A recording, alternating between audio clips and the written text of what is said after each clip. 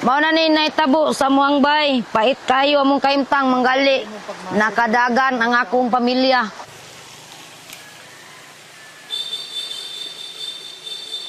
Mga basura gikan sa babaw, kay og ulan-ulan lang nga baha. Dako kayong imburnal nga magian sa tubig nga may tabo gikas babaw. Mas grabe pa ang hangin, dunay uwan, wala gid naitabo ang among bay. Karon lang naitabo nga naingunani tungod sa mga binuldos, basura nga gibutang sa babaw. Mao ni resulta, nakita ninyo?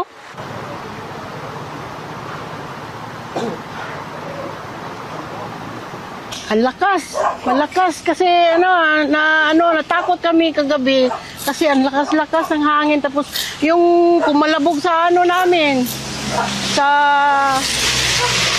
bubong namin, nabali yung malaking sanga ng kahoy. Nasira yung namin. Nasira ang namin, bubong namin.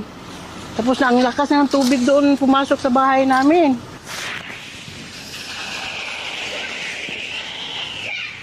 Maraming nasira dito. Naputol pa yung namin, naputol pa yung kuryente namin.